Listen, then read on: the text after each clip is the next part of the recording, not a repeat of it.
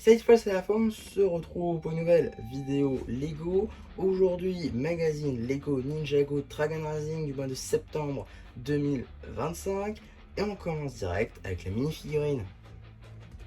Juste ici, vous avez la mini-figurine du guerrier draconique spectral, une figurine qui est loin d'être suivie à ce magazine, mais toutefois plutôt sympathique à obtenir.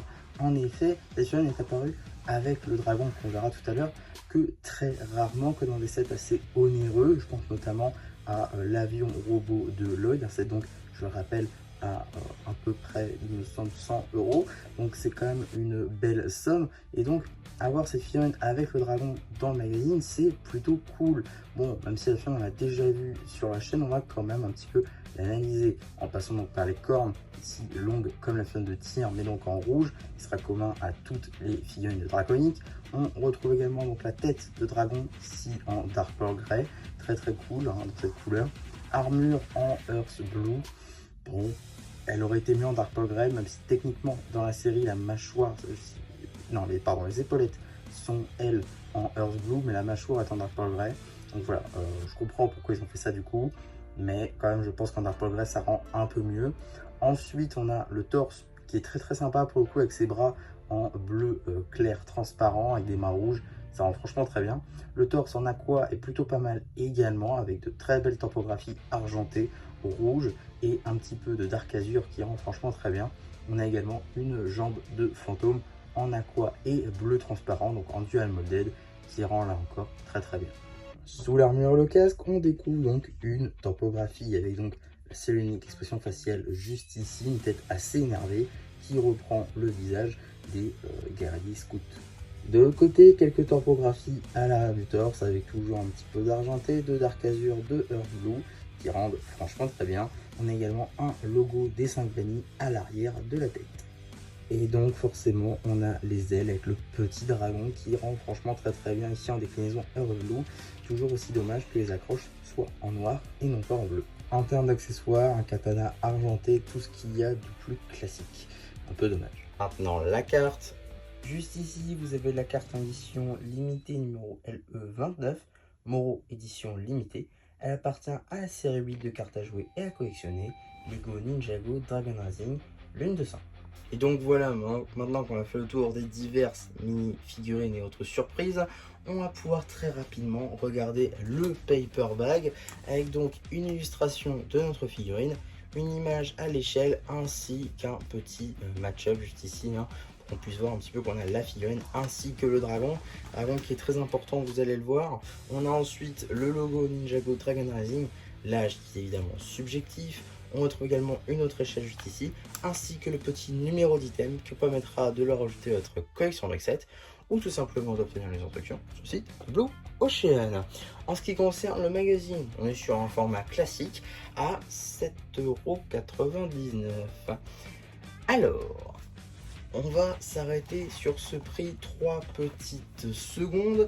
Comme je vous l'ai dit, on a ici la mini-figurine ainsi que le petit dragon qui va derrière. Et visiblement pour Lego, ce dragon, ça vaut minimum 1 € supplémentaire. En effet, hein, Magazine Ninjago vaut normalement 6,99 € et pas 8 €. Donc ouais, pour le coup, une nette augmentation. J'espère que ce ne sera pas sur tous les magazines Ninjago à partir de celui-ci. Ce serait quand même dommage. Et j'espère que c'est quand même juste pour ça. Même si, on va pas se mentir, ça reste quand même un petit peu mauvais de le faire, je trouve. C'est pas la bonne manière, quoi. Soit tu le mets, soit tu le mets pas. Mais tu peux pas mettre 1 € comme ça, c'est pas très sympa, quoi. C'est pas la première fois qu'ils le font, mais 1 €, c'est par contre la première fois qu'ils le font. Donc ouais, un peu dommage à ce niveau-là. En tout cas, on va passer outre. On va s'attaquer donc au magazine en lui-même, avec tout d'abord une petite publicité pour le magazine Lego Star Wars, hein, avec 2 anciens numéros que j'ai déjà fait sur la chaîne, donc si ça vous intéresse. On a également un petit sommaire avec donc le vilain du mois, qui est donc Rox, la maîtresse élémentaire de la peur, qu'on n'a jamais vu dans la série, mais soit.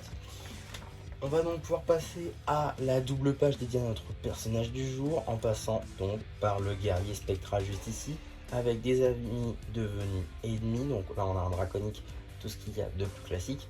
On a ensuite un draconique juste ici, gentil en fait dans son village. Et enfin le draconique spectral, donc on peut voir en saison 3 partie 2, on a également les instructions juste ici, ainsi qu'un petit jeu avec toutes les mini-figurines des workshops. On a ensuite un petit jeu visiblement sur le thème de Premier Empire, en tout cas les petites bornes de Premier Empire qui sont réutilisées. Je trouve ça plutôt sympa. Un petit jeu, une espèce de labyrinthe entre Rogue, plutôt Jay, et Kai. On a également juste ici des petits jeux entre Rogue et Cole, ainsi que des petits jeux juste ici en passant par maître élémentaire de la terre, maître élémentaire des desserts en effet, et Kai ne joue pas avec le feu alors que Kai le fait lui-même. Voilà, des petits mèmes on va dire plutôt sympas qui rappelleront évidemment les tweets de blagues qu'on avait dans les premiers magazines Ninjago.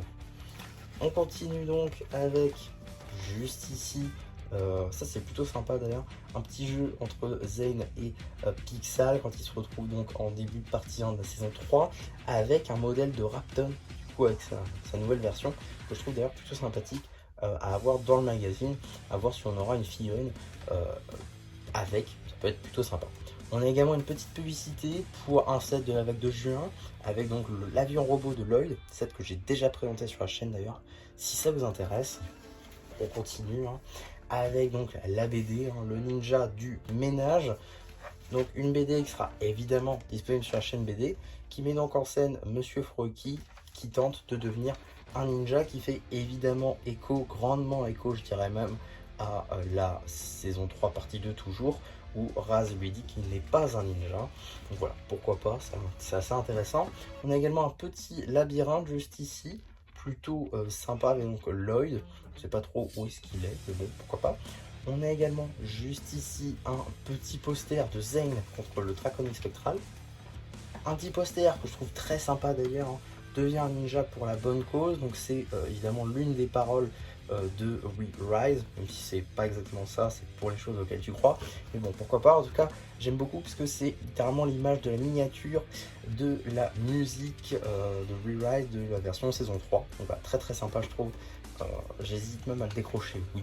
En tout cas, on a un petit poster avec du coup le petit logo de Ninjago Dragon Rising en bas.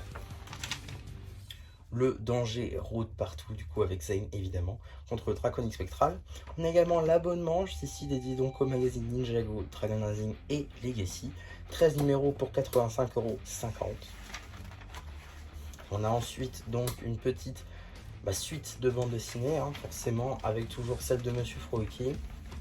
Ça ne change pas. Suite et fin, juste ici, de cette même BD. Avec donc plusieurs choses à dire. Tout d'abord, devenir un ninja. On a différents ninjas en passant ici par Frak, Lloyd, Kai, Maître Wu évidemment, Cole et Galt et Rontu, c'est très cool de les avoir ici. On a également les armes et tout, donc voilà, plusieurs choses pour devenir un ninja.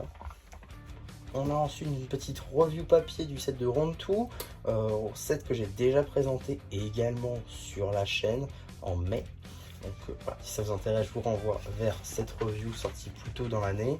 On a également des grandes questions sur une espèce de grand quiz finalement sur Dragon Rising peut-être. Donc voilà, plusieurs choses à mettre, soit des logos et tout. Voilà, plusieurs questions. Je vous laisserai y répondre évidemment si vous vous procurez le magazine par vous-même. En tout cas, on va continuer donc avec les publicités en passant donc par cette publicité pour le magazine Lego Minecraft. Et j'ai fait 2 magasins et je les ai pas trouvés. Celui-ci, le magazine Marvel, pas trouvé. Donc ouais, je sais pas s'il est sorti ou pas, c'est bizarre en tout cas. Il est pas encore en rayon là où je suis. Donc un peu dommage, mais je l'aurais pris, je vais le prendre de toute façon. Il faut juste que je le trouve. On a également juste ici une petite publicité pour le Blister 2 et Multipack 2. Là encore, j'ai déjà fait des ouvertures en short sur ces packs de cartes. Si ça vous intéresse, je vous renvoie là-bas.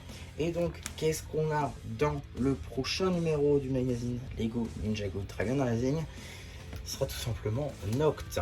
Et ça, c'est franchement très cool. Ça arrive le 8 octobre, donc c'est franchement bientôt, avec la chaîne de Noct, qui est donc, pour beaucoup, dont moi, la meilleure mini-figurine de 2025.